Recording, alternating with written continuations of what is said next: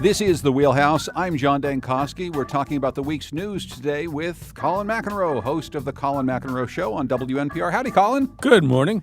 Dan Haar, editor and columnist at Hearst, Connecticut Media. Hello there, Danny. Good morning. Great to be here. And Susan Raff, WFSB politics reporter, making her debut on The Wheelhouse. Hi there, Susan. Woohoo. Good morning, everybody. And if you want to join the conversation, 860-275-7266. Again, 860-275-7266. Comment on our website, WNPR.org/The Wheelhouse. You can also find us on Facebook and Twitter at WNPR Wheelhouse. We weren't here last week. We'd hoped to talk to Susan Raff about the GOP debate that she covered. So maybe we'll start there. We'll start with the Republicans who are seeking the governor's office. There's been a little bit of movement on the Democratic side this week. But why don't I start with you, Susan? What did you learn from that group of Republican contenders who were facing off? Well, I think I learned a lot of people want to be governor. I don't understand exactly why, especially with the state in such financial distress. But, I mean, you have 9 different candidates, and it seemed like they were all kind of jockeying in position, trying to distinguish themselves. I'm not sure if that really came off that way, but they did. I think that was, they're that. And they made a big issue, I think, of being a career politician. Those who aren't in politics, took some jabs at those who are for selectman and mayor, and there are a lot of them.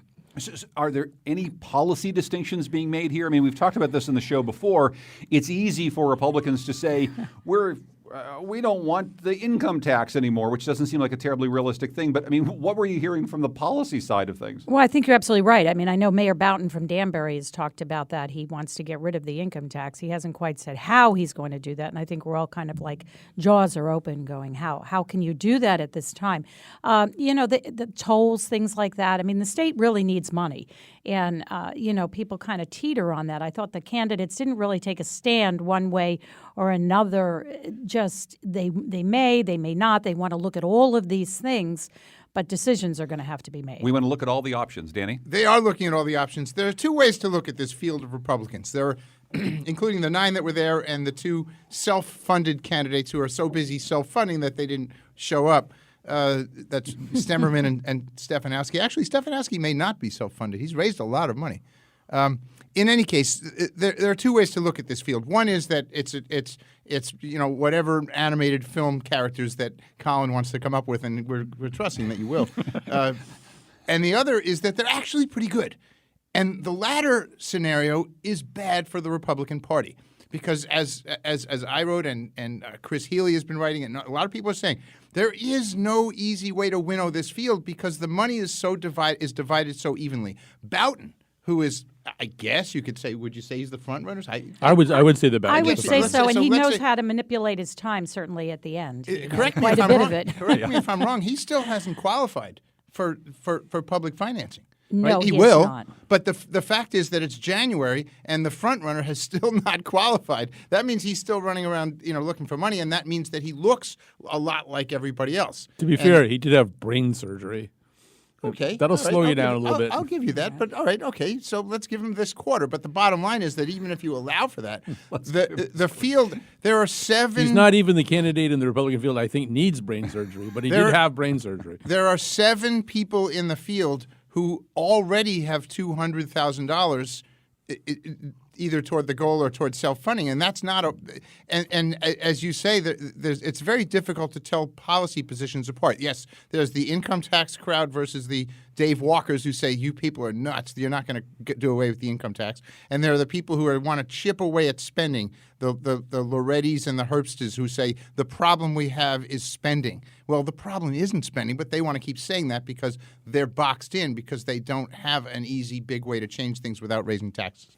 Yeah, I mean, first of all, this whole question of winnowing the field is, I think, an unusually difficult one this time around. I don't remember a cycle quite like this one. I mean, really, if you add them all up, there's somewhere around 25 candidates on if you add up both sides. And that's a lot. It's going to be hard. The Citizens Election Program contributes to this a little bit because if you can qualify for the CEP, you really have a kind of viability going into the primary season.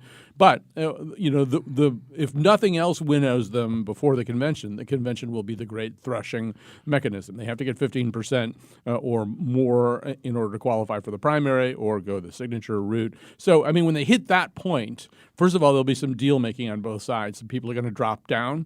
to other parts of the ticket and throw their support to some of the more leading candidates. But particularly, like I could maybe name.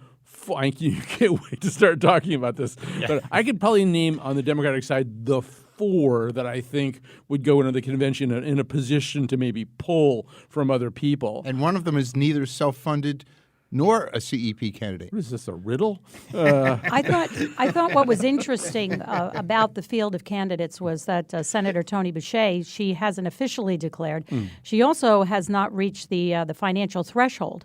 But they felt that they wanted her to be part of the debate. So I wonder if, on the Democrat side where you have Susan Bysowitz and, they see this attraction to women, that maybe the Republican Party would like Tony Boucher to be part of this dynamic. The Democrats have Susan Bysowitz and Dita Bargava. I mean, I don't know if I'm missing anybody else. But no, Tony Boucher, interesting. Well, they didn't want to have a stage full of dudes. White men in gray suits. No blue suits this time. Although that has never bothered them in the past. That's right. I guess it hasn't, but it didn't. It doesn't play in 2018, presumably. But she only raised so far $71,000. She, interestingly, is presenting herself as the only candidate who can win, presumably being a centrist. But then when you ask her for ideas, they're not centrist ideas. And the threshold for the second debate is much higher, isn't it? It's like $250,000, or they have to have that level.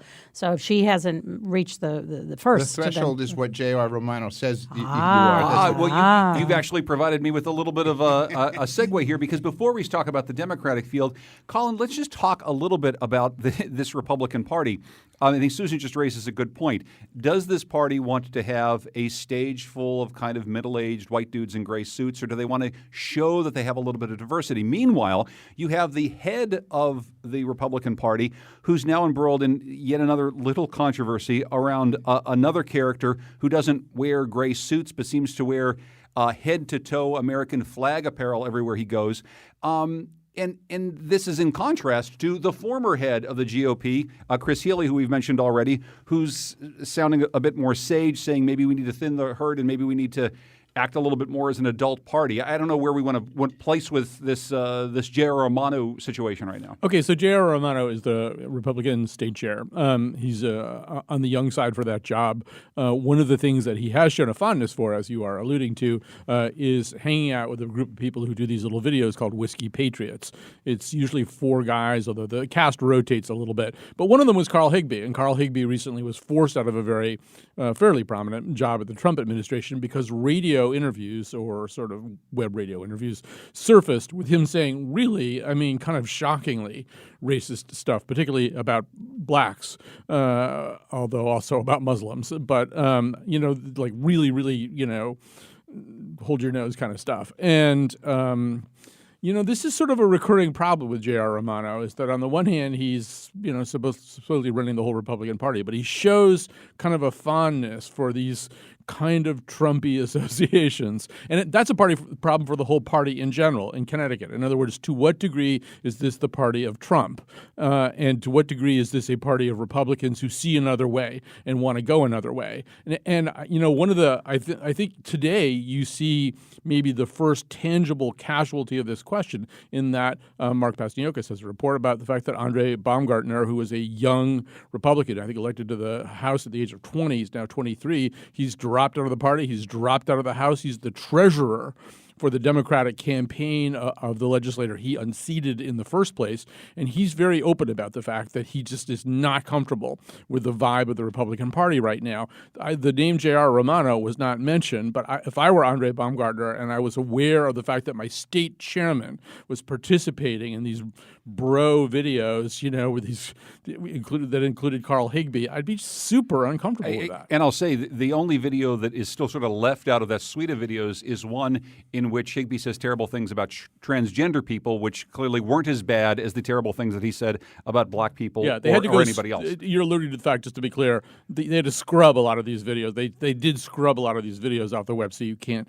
see JR and Carl together so much. I wouldn't disagree that he can be brash, and I think that, part of his appeal may be unpalatable for some. However, I would say that I give him a lot of credit for what he's doing with the debates. I mean, he's brought these candidates together. The Democrats seem to be upset about that. They were almost annoyed that they were getting the kind of coverage that they would. I mean, at least he's putting these candidates out there and let the voters see like what they're about and what they stand for. But how much do those candidates then have to answer for the fact that J.R. Romano and many other people in the party seem to be supporting Trump? Danny's shaking his head. I'm shaking my head. They do not have to answer about J.R. Romano, and I'll step in here as the House conservative, as usual, right? And defend J.R. Romano. Hold it. When did you come as the House conservative? What did Chuck Schumer say about negotiating with Jell-O? That's like trying to figure out what Danny is thinking on any given day. But J.R. Romano, I see J.R. Romano as a sincere sort who represents a constituency that is not the Weicker Lodge Republican tradition. He's the second district Republicans who are more rural, more Trump-like. And because he comes from that wing of the party and speaks of that wing of the party doesn't necessarily mean that he has the same thoughts in his head as the Higbees and the Bannons of the world. Furthermore, the big issue is that these Republicans are going to have to answer to Trump. J.R. Romano is not going to be a factor in the election. Donald Trump is. And Donald Trump is going to be a much bigger factor than Dan Malloy, and that's their problem in respect to association. And how big do you think the Trump factor is here in Connecticut? Gargantuan. You can't overstate it. I think it's enormous. And as we see with this Baumgarten, absolutely, no question. I mean, I do think, first of all, in a way, it doesn't matter who the state chairman of either party is. Most people can't name that person. That person's function is lower and less important than it was decades ago. So at that level, it doesn't really mean anything. But, back to the point that Susan and Danny were making at the beginning that, they have Tony Boucher up there, so it's not all white dudes. Well, ultimately, if you want to grow, you have to acknowledge demographics. This country is changing. This state is changing. Republicans have always been chronically underregistered in this state. They have a huge registration disadvantage. It's why, despite the fact that there's discontent with the legislature, discontent with the governor, generically the Democrats are still running ahead of Republicans. One reason for that is Trump. Another reason is the Republicans don't put themselves in a very good position to expand. They now have one Republican legislator left who is black. So, I mean, you don't put yourself in a good position to expand if you don't have some intelligible way of talking to some of the people that you don't have yet. Let me turn to the Democratic side, because since last we joined you, we had one person get into the race, Ned Lamont, one person get out of the race, Dan Drew. I don't know, where do we want to start, Danny, with that? We've got Ned Lamont deciding to get in. You want to start there, or you want to start with Dan? Yes. No. Let's start. Didn't we do away with Dan already? I don't. No. Dan Drew? Yeah. He's No, yes. but I mean, all of us as a collective speakership here have sort of eliminated Dan Drew from our thoughts by now, haven't we? Well, no, actually, the last wheelhouse that we had, because we missed a week because of the storm, we actually had a call or a tweet or something from somebody who said we were ignoring Dan Drew and how important he was. Well, he's important. Okay, so anyway, let's start with Ned Lamont. Ned Lamont represents the Democratic Party in a very interesting way, and that is that you want to like him. He's compelling, and he's got a great narrative. And by the way, many of these Republicans are stronger than you might think when you look at who they are. When you go and listen to them, they're pretty good, actually. And that could be a problem for them, that they're all pretty good. Ned Lamont has that issue. And then you want to say, okay, great, what's your idea? Right? And he hasn't exactly precisely said what his idea is, other than that he's going to take care of people and he's going to invest. Right? So we know that the Democrats want to continue to invest in the state, which, by the way, is a really good idea, because the housing decline that we've had in Connecticut, as compared to the 6% increase in Massachusetts, and I did watch Charlie Baker's speech last night, and boy, are they celebrating up there, eventually it reaches equilibrium. And it only benefits Connecticut if we've kept the state up. We can't let the state go down the tubes in spending and infrastructure and all that. That's the message that the Democrats bring. The problem is money, and they don't have an answer. I think Ned Lamont has a few messages. I had the opportunity to speak with him last week when he decided to make it official. I actually covered him in 2006 for Senate and then for governor. He is really trying to reach out to women. He's the $15 an hour minimum wage. I think he might be kind of like a Bernie Sanders kind of appeal. And I think he will get a lot of young people who will find him very attractive. the one thing that he's trying to say is, he's an outsider, but I'm not so sure that people will agree with that. He's also a Greenwich millionaire, a white man in a suit. As Colin points out. He's in sweaters in this campaign. Okay. The one thing I will say that I took away from his initial video, the one policy point that he made clear is, he'd like to get the state to a $15 minimum wage, which I think resonates with an awful lot of people. It resonates with a lot of people on the left. I will say, Colin, if indeed there is an attempt to appeal to some of the independent voters, maybe some of the people in some of the outlying areas, I'll tell you, I talked to a lot of small business people who say that $15 an hour minimum wage is kind of a non-starter for them, and that's not necessarily the lead card they'd like to see played by the Democratic candidate. Right. Susan's making an interesting point, although I would just say in terms of optics, Ned Lamont is Bernie Sanders the way I'm like Katy Perry, which is to say not at all, really. I don't know. Can you sing? I wouldn't, They're both human. Right, they're both human. That's about it. I don't know. I couldn't tell you how well the $15 minimum wage is going to play, particularly with the general electorate. We sort of have to back up and say, why are these people looking for issues? Well, they're not. And I think this is sort of part of what Danny's saying too, is they're not looking for a lot of issues right now. All they're trying to do is go to the convention without alienating any particular group of people and while sewing up some other group of people. So that group of kind of progressive Democrats, the Bernie Democrats, to Susan's point, is probably available to somebody. I don't think there's a really clearly marked out person who gets that, who can automatically get it. Drew was really going after it before he went toes up.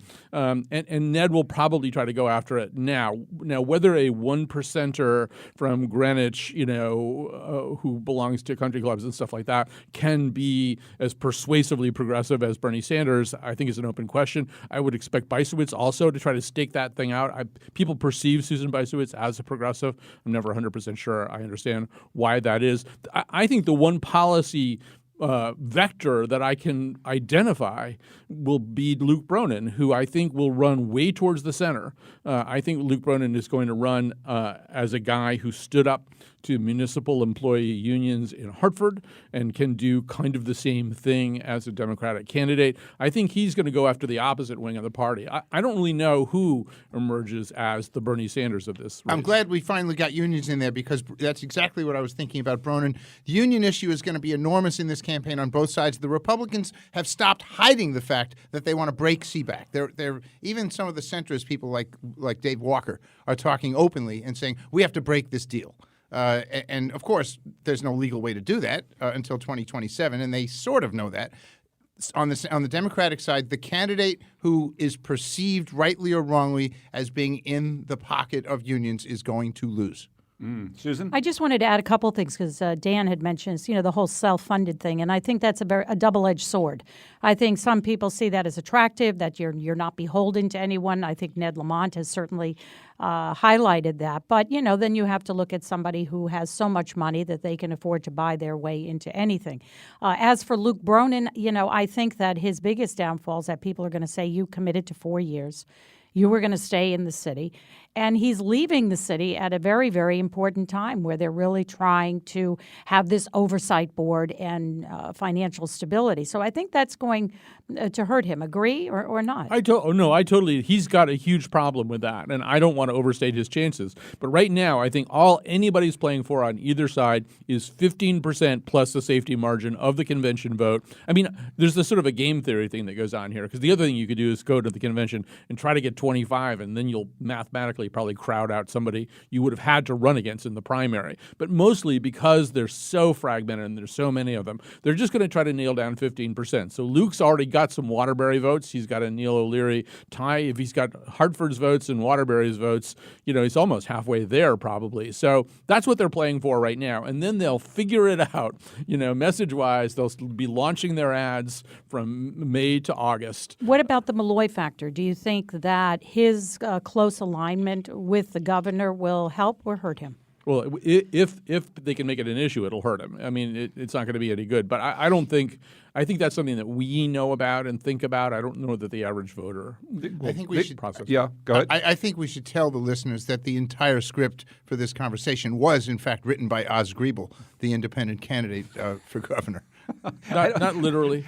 Not literally. But what do you mean by that? Yeah, say more, Because Dan. we're describing a scenario on both sides where there's essentially no way for either side to define itself clearly and to winnow its field to a winnable candidate. Yes. And that's the only scenario that Osgood, he can't raise money. He can't raise enough money to compete. He has to go on message. And the only message that's going to propel him to a respectable and possibly winning showing is two sides being unable to define themselves. Okay, we got to take a break there. Dan Haar is editor and columnist at Hearst, Connecticut Media. Susan Raff covers politics for WFSB, Channel 3.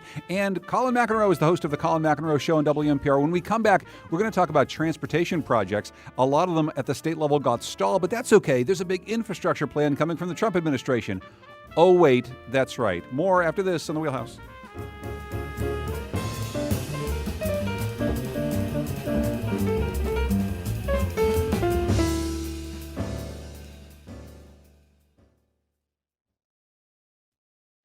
This is The Wheelhouse. I'm John Dankosky. We are talking about the week's news with Susan Raff, who covers politics for WFSB, Dan Haar, who's an editor and columnist at Hearst, Connecticut Media, and our own Colin McEnroe. Colin, what is on your show today? Today, our show is about the aesthetic known as noir. We see it in films. We see it in novels. We see it on television.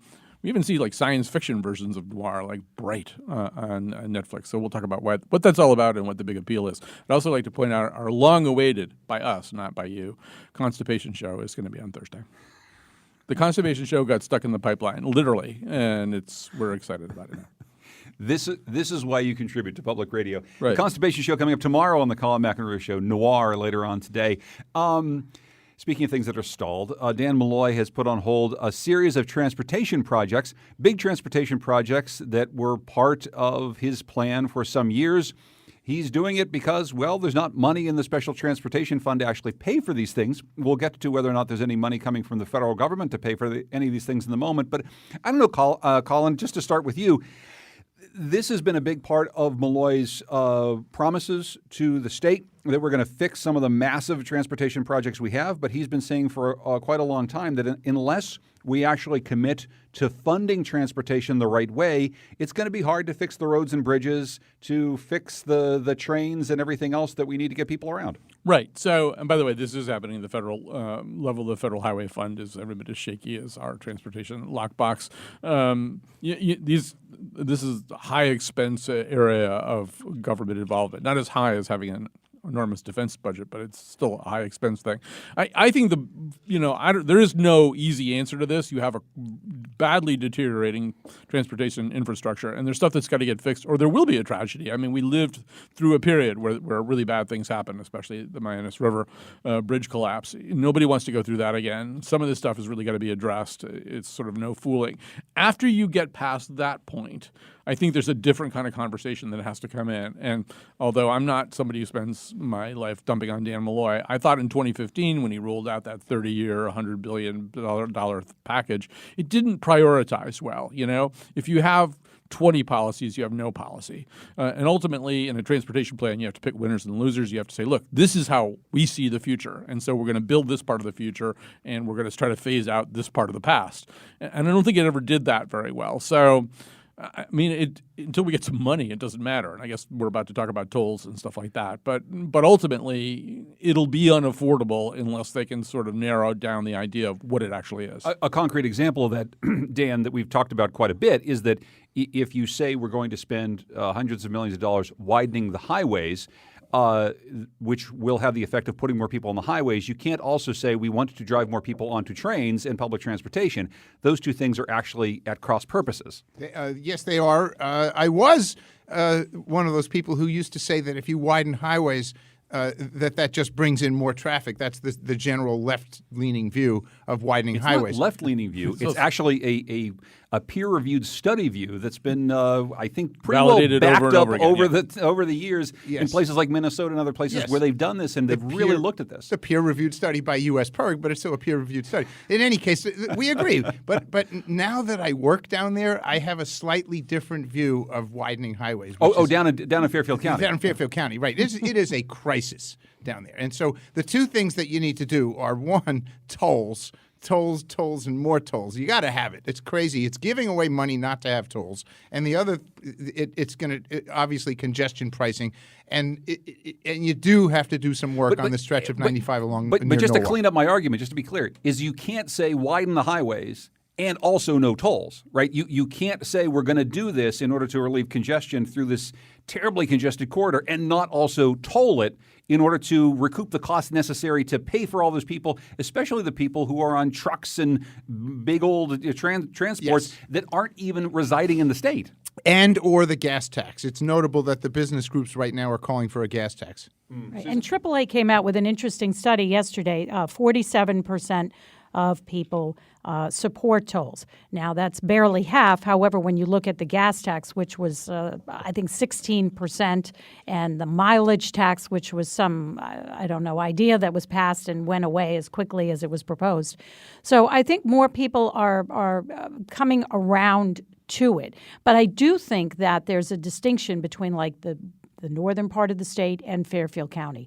Most people in Fairfield County do not support tolls, and I think it's because of their proximity to New York. I think people spend a lot of money in that part of the state on that. However, I agree with you. I think, when you talk about like political candidates, Senator Boucher, always, when I think of anti-tolls, I see her, waving her stick around. But the fact is, most people that I come in contact with say, I think we should have them. What are you going to do? Raise the gas tax? Yes, the answer to the gas. First of all, tolls are 2 to 3 years away. Jim Redeker is trying really hard to say that we think we can do it in 3 years. So a 4-cent a gallon gas tax is going to be this year's sales tax debate, which was last year. You recall we really needed to have a sales tax to balance the budget. We couldn't balance the budget without a sales tax increase. We didn't, and as a result, we don't have a balanced budget. Gas tax this year. But looking forward, balancing budgets on the back of a gas tax when you have more fuel-efficient cars, Colin, when you have the possibility of not actually recouping the money that you hope to recoup because people are using cars less and using more fuel-efficient cars, is the gas tax a way to go? Well, look at what we just did here anyway. And I totally blame Danny for this, which is we were talking about how we're going to fund transportation. Now we're talking about how we're going to balance the budget with our gas tax. Lockbox. Which is exactly what the legislature is going to do. That's what they do every single time. And we just did it too. We've become enablers or codependent or something like that, which is we veered away from actually dedicating money to solving some of these problems, which need to be solved. And we're just talking about it as a way of balancing the budget. Well, no. I mean, ultimately, you are going to have to identify certain kinds of revenue that, and it goes back to what Dan was saying at the beginning, too, which is it's good public policy to make people who use something heavily, a lot more heavily than most people do, pay for a larger part of that cost of that. And Dan is right about the lockbox. I think that every single study that they've done, when they've asked people are very strong about that. They do not want to see any money, whether it's a gas tax, whether it's tolls, go to anything else. And lawmakers have been against that because they don't like to be told that they can't spend that money. But I think if anything is going to pass, it's going to have a lockbox, which is, you're aware that they're voting in November on the ballot to decide that because the governor wanted that in place first. The governor's wanted it for some time, Dan, but I don't know. The reality of an actual lockbox that allows us to pay into it for transportation projects over the course of time so that we can continue to maintain the roadways and also build new transportation infrastructure. It just seems like yet another thing that somehow or other the legislature will come and raid. The lockbox is like the spending cap. You can have it in place, but unless it's constitutional, it doesn't exist. And I think that's fine because the legislature shouldn't have its hands tied. You have priorities, and you have to live and die by those priorities. The bottom line is that until the state turns around economically, we're not going to be able to build a $3.5 billion viaduct in Hartford and an $8 billion mixmaster in Waterbury. Those projects that the governor canceled, we didn't have that money the day before he canceled them. Everybody knew they were going to be canceled. Jim Redeker's been talking about the cancellation of those things for months now, that we don't have the money. And so if you don't have the money, when the governor steps up 6 months later and says, oh, gee whiz, they're canceled, we shouldn't be all of a sudden shocked. So there are $4 billion in projects that are now on hold because of the state's transportation fund and the problem. So here's the question. If it's going to take 3 to 5 years to put tolls in, what do you do in the meantime? Well, you do a gas tax, and then they steal it. You I think do I a want to gas take my tax- bicycle. You do a gas tax with a lockbox, Yeah. and you actually fund this for a while. No, I hinted at this too. I mean, maybe we can rely on the federal government coming forward. I mean, when Donald Trump comes into office, Colin, he says, we spent these trillions of dollars on overseas wars. What if we spend that money more at home? We put it into our infrastructure, and now we find that the Trump administration does have a plan. They've hinted that it would lean heavily on new spending by states, local governments, but now there's a leaked outline of that plan. It seems to confirm things. We're reading this in Governing Magazine that the federal government would take a back seat in funding its own infrastructure initiatives. So the states like Connecticut, which are broke, are now going to have to pay for it. Right. So before I get to that, let me just back up and honor the spectral presence of Keith Vandeff, who I think, if he were here, would say that the other way in which we're sort of caught in a weird cycle here, at least he said this in the past, is if your strategy for luring business to the state is tax abatement, is fancy tax packages, you end up with a lot of businesses and not enough money to do any of the things that you need to do to create infrastructure that the businesses need, that there's a little bit of a self-harming cycle there too. It's one of the reasons that a lot of things that get initially approved by the bond commission can't get greenlighted for real. Anyway, sort of to go on to this other thing, yes, anybody who thought that the federal government, particularly in the federal government in the form of the Donald Trump administration, was going to come riding over the hill with white hats to save particularly infrastructure in blue states. I've got a bridge. I got a couple of bridges in Connecticut. I'd be interested in selling them. I didn't think that was particularly likely to begin with. And I think also this is one of the things we know about the Trump administration is after a year, they still haven't figured out whether they're the group of people who ran a certain kind of campaign with a certain kind of rhetoric in 2016 or whether they've deserted those positions and staked out new ones. I mean, Schumer is right. It is trying to negotiate with Jell-O because you don't even really know whether you're dealing with kind of a Rockefeller Republican or some kind of far-right Steve Bannon-y kind of guy. And I think this is just another indication of that. To be fair, he does wear a white hat when he's working in the Oval Office. I saw pictures just this week. Danny, I know you wanted to jump in. Not one shard of paper on that desk. Anyone seen? He should work in a newspaper office. We'll see what it looks like. Susan? I wanted to touch on the federal commitment. Congresswoman Esty was in town, I think, a couple of weeks ago, and with a nice, proposal of what they want to do in Washington to try to get the government to fund more projects. But in the end, I didn't get a good sense that this was just this is a wish list, and there was no commitment. So if there is no money from the federal government really coming in, or very little, or how does the state manage that? We're back to the same problem. But I read the 6-page leaked memo, and it's 20% maximum federal contribution for regular projects, 30% for transformational projects. And the high one on the list there was, of course, Larson's Tunnel through underneath Hartford to redo 84 and 91. But I did not read a stated limit for the rural projects, which is a big percent, 25% of the whole piece. No stated federal limit. So there again, we see the red states favored, as Colin said. I don't see an answer to this, but I don't. And furthermore, even worse than that is over and above the infrastructure. Special infrastructure funding, the regular federal highway funding collapses in 2020 by $8 billion. Because as we all know, fixing roads in places where people don't live as much is really going to help solve our problems. But anyway, quickly, let's go to Bill. Bill's calling from Farmington, I think. What's on your mind, Bill? Hi. The toll thing is sort of dangerous when I hear the thing about Fairfield County. First of all, the idea of the pricing what is it called? Demand pricing. Congestion pricing, yeah. It only works when you have an alternative. There's no alternative. So what happens when you put a toll on 95, you drive all the congestion onto the local roads, you bring commerce down, you lower everything. If you talk, I talked once to the chief of fire, the fire chief guy from Fairfield from Fairfield. He said they know how much it costs to have a wreck in Commerce in Fairfield. Like, they have numbers on that. If you put tolls on 95, you cause a big mess. And they'll put it all the way to the Rhode Island border, which means even people out to the east are going to be paying tolls, which means they're going to go on Route 1. Route 1 will be backed up. It's just a mess. It's not like going through New Jersey where you can say, I'll take Route 287 to 78 you go the back way, get to Philadelphia and save $30 in tolls. Yeah.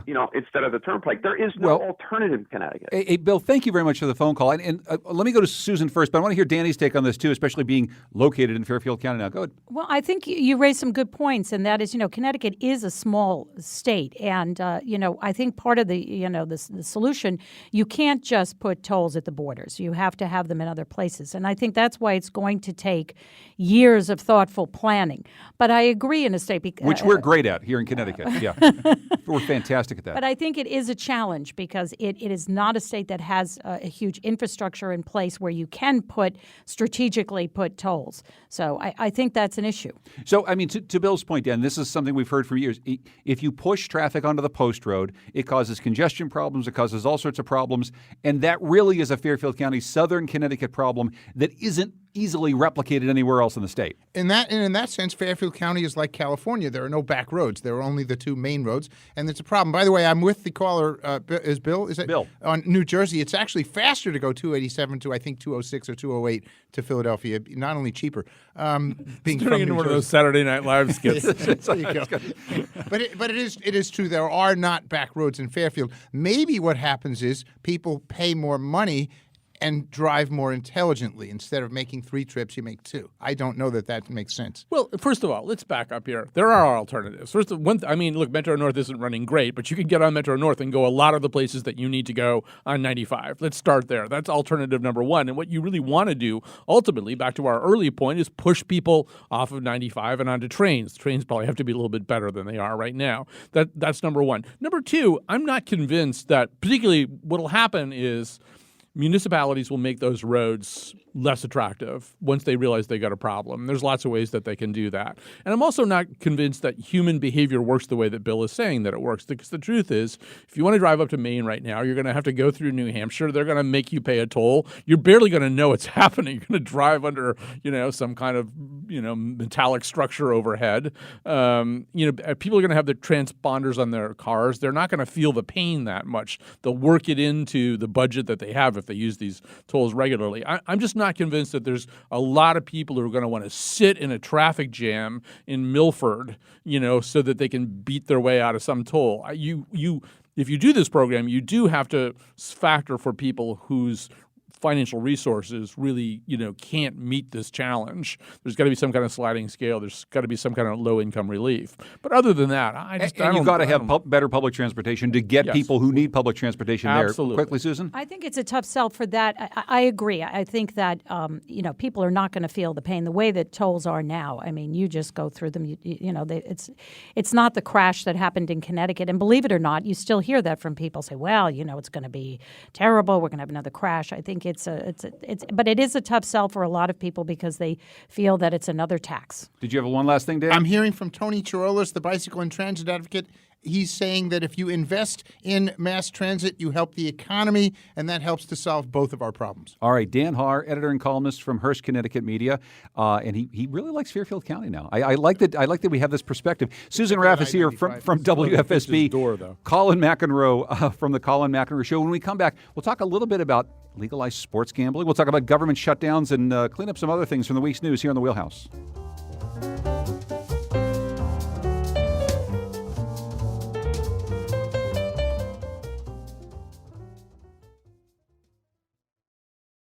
This is The Wheelhouse. I'm John Dankosky, talking about the week's news with Dan Haar, editor and columnist at Hearst, Connecticut Media, Susan Raff from WFSB, and Colin McEnroe from The Colin McEnroe Show.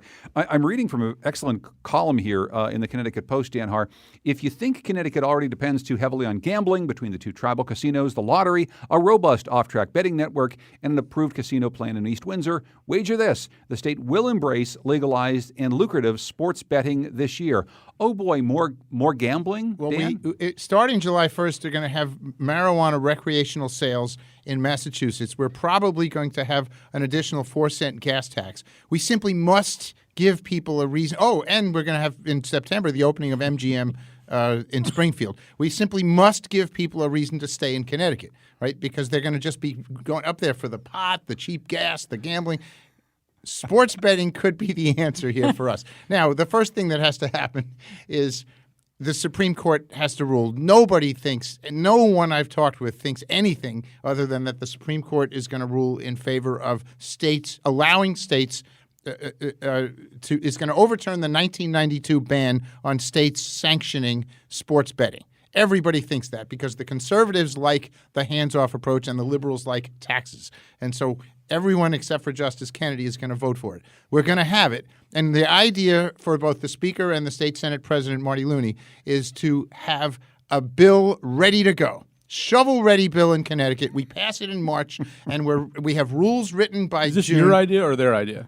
This is their idea. Their idea, okay. And I don't know. And what I'm saying is that I don't think the scenario is going to play out exactly like that because, as Senator, the other State Senate President, Len Fasano, points out, there are just too many problems we have to solve. Let's take our time about this, and that's more the Connecticut way.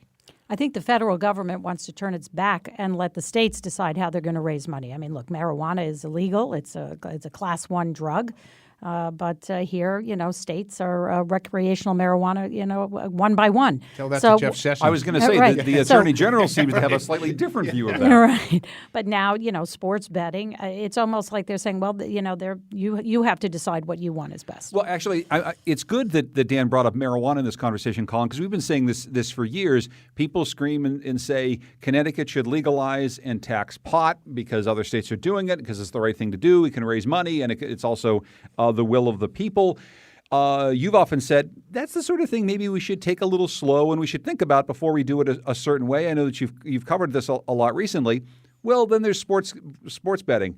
Let's just launch into it. Let's just have a shovel-ready bill because if it's going to be anywhere, we should do it right away. That seems to be two different messages, I think. What are the Eagles? 5.5? I take that bet. Eagles in the points. That's a good bet. No. I would not reject that comparison, but I do think there's some modifications here. So, I mean, look, we know that there will be collateral damage if you add any kind of new form of gambling. There just is, right? And probably there might even be enough peer-reviewed studies so you can come up with a reasonable guess about what the collateral damage would be in terms of people getting addicted and spending down and hurting their families and all that kind of stuff. But we do have an awful lot of kinds of gambling right now. Most of them are, I think, probably more addictive, at least sort of in their neurological presentation. I'm thinking of Keno in particular, than sports betting is. And we also, I think, as a society, are willing to live with a certain amount of collateral damage in order to get something like this. I do think marijuana needs to be I just feel like even a basic traffic stop, I don't know how that goes with legalized marijuana. There's just so many aspects to that. I think it is a little bit different than sports betting. But that could be because I really would like to bet on the Eagles, and I don't at the moment know how to do that.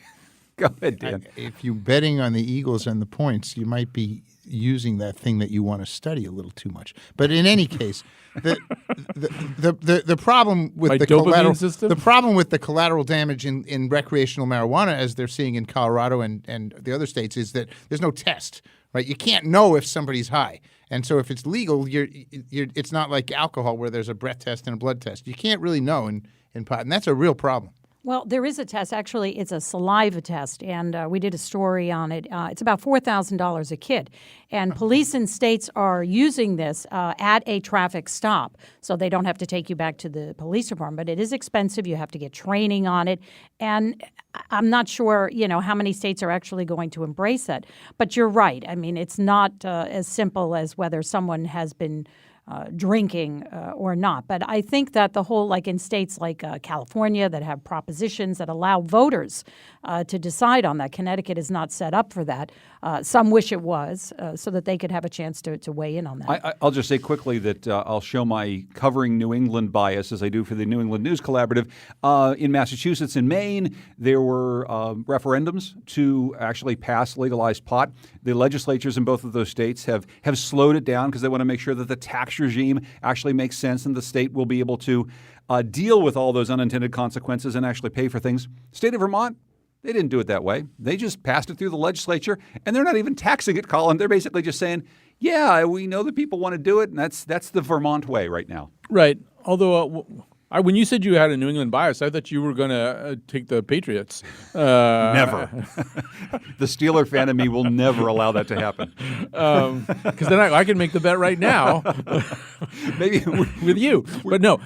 So I once again, I not that Vermont is a radically different place than some of these places, but it, in some ways it doesn't necessarily. I think Vermont can absorb a change like that and maybe even fine-tune it as they go along. The problems that come up just based on what their population is and how spread out it is. It's something that they can maybe watch and go, oh, okay, we need to tweak this a little bit. Whereas if you drop a policy change like this in Connecticut or Massachusetts, I think you're going to see some problems that show up right away that you haven't figured out in advance, which you should. Last word, Susan? I think for Connecticut, though, the money aspect is hard to resist. A couple of years ago, they had some debates at the state capitol. They had a lawmaker come from Colorado who was talking about the millions of dollars in taxes that they've collected and all the schools that they've built.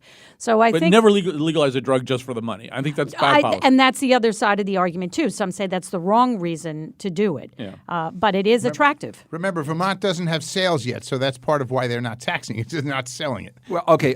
Last couple of minutes here, Colin. I just want to quickly go. I mean, out of all of the dance that we did in Washington and the rest of the nation around the government shutdown, I mean, what's the big takeaway for you from the Democrats maybe caving into Donald Trump, certainly punting down the road this idea that we're going to have a closure of the government just a couple of weeks, and also maybe or maybe not some sort of deal for Dreamers? First of all, the polling science on this indicates that government shutdowns, even worse government shutdowns than the one we just saw, don't matter in November. There's just no indication that they persist in public imagination enough to affect elections. And that was back in the good old days when they didn't happen simultaneously with Stormy Daniels and the president's cholesterol account and all kinds of other crazy stuff. So the notion that it's a political millstone one way or the other, I think, is false. I do think that what's happening nationally with the Democratic Party is it's getting younger and more liberal. I mean, I don't just think that. There's some polling science to support that, too. So they do want to see, we're back to the Bernie point we started out with. There's a lot of people in the party who do want to see pushback, who don't want to get rolled, and so who maybe aren't as fond of the kind of practical John Larson, Joe Courtney point of view of it's easier to fix the government when it's running than when it's not. They would like to see the hand get played out. Yeah, and Connecticut senators stood on that side of it. Yes, the entire delegation, except, interestingly, Larson and Courtney, who is in the most Republican district, voted against the resolution. I think the Democrats nominally look like they may have lost, but in fact they made the great point that we're willing to shut down the government for this issue. They are right on the moral side. They are right on the economic side, and that's going to hold the day. I think the Democrats had to surrender temporarily because I think the public eye, the public people, they didn't want to see that happen, the government shutdown. But I'm interested to see if that fervor with DACA and the Dreamers will still be as passionate come February. Was the time to seize the moment then and not 2 months from now? Or I have to end the show on sort of a down note, but I got to read this story because with all the things, as Colin just suggested, that are going on in the world, maybe this may have run past your screen and you didn't linger on this story.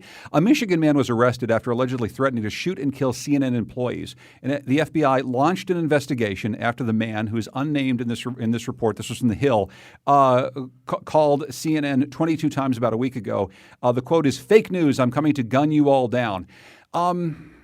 So, Colin, I just have to say, the reason this story is important is not because I'm in the media, and it's not because I have so many friends in the media, and it's not just because I support First Amendment rights and the freedom of the press so much, but it's because words really do matter. And we've seen this over and over again in America and actually in the rest of the world, that you can incite unstable people to do unstable and terrible things by just saying that somebody else is the enemy. And this averted tragedy at CNN might, I hope, be a wake-up call for us. I don't know that we're going to answer that call. I don't think we're going to. And look, we all went through the campaign. There were, I think Susan and Danny and I all were at Trump rallies where Donald Trump would point out the press and say, these are the worst people in the world. And all these, hundreds of people around us would start booing us. And there were plenty of instances during the campaign where reporters were roughed up, kind of as a result of that rhetoric. I mean, the guy who wound up winning the election encouraged people to have violent thoughts and negative thoughts about the press. And we're going to see just more of this. Well, Trump did it himself at several rallies. He would speak to the reporters and say, this is great, I'm going to talk to you, and then turn around and say to the crowd, these are your enemies. And we were stuck in a pen. It takes only one person to wreak havoc, not popular wisdom. Right. Dan Haar from Hearst, Connecticut Media, Susan Raff from WFSB, Colin McEnroe from The Colin McEnroe Show. Thanks so much to Betsy Kaplan, who helped out today, along with Kyle and Wolf, our executive producers, Katie Tolarski. This is The Wheelhouse. Thanks for joining us.